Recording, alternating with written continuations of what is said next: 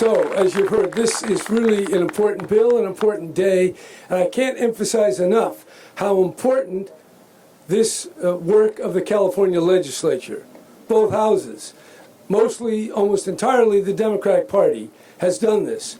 And it's not easy. What we're doing here is not one of these obvious bills. There's powerful opposition, and that opposition has shown itself against clean air since the Clean Air Act began. And whether it's car companies or oil companies or electric utilities or gas companies, at one time or another, they all fight. And they're real people with real bucks and real influence. And so the bills today, they really are far-reaching. And they keep California on the move to clean up the environment, to encourage vast innovation, and to make sure we have the environmental resilience that the Californians really want and expect. And I want to say something about low-income people, people of modest means who live in the Central Valley, who live in Riverside, San Bernardino, Imperial County. They're the ones that eat the dirtiest air. And we're not going to clean up that air until we reduce pollutants in the way this bill is purporting to do and will do. And we have to continue doing that. So when you talk about the air, everybody's breathing the air.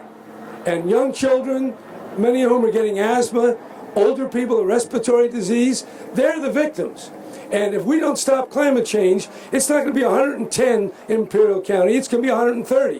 135, not for a few days or a few weeks, but for months on end. It can become unlivable. Now, it's not going to happen perhaps during your term, but we're setting in motion either efforts to stop that or to do nothing and let it happen.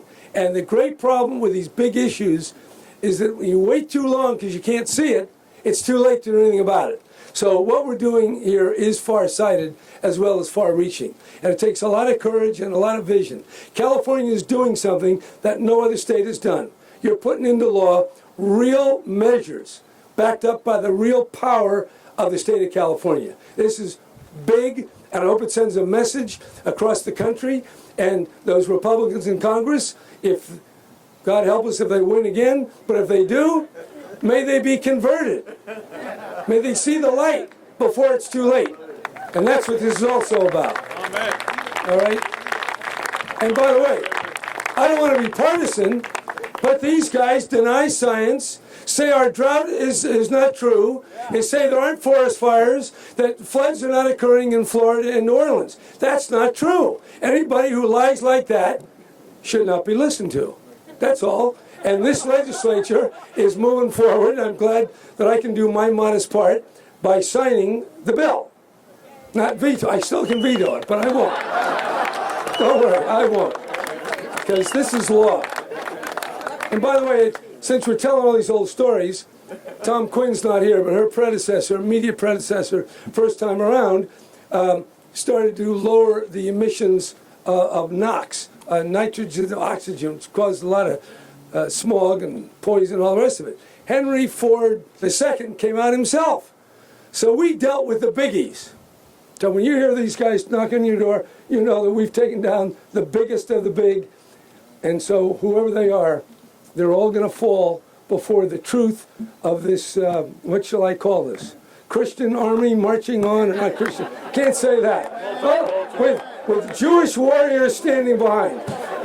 No, what I was trying to think is onward soldiers, and I only know one song. But whatever it's going to take battle, it's going to take wisdom, and it will take some balance that we don't overdo it. But I'm not afraid that we're going to get to that point.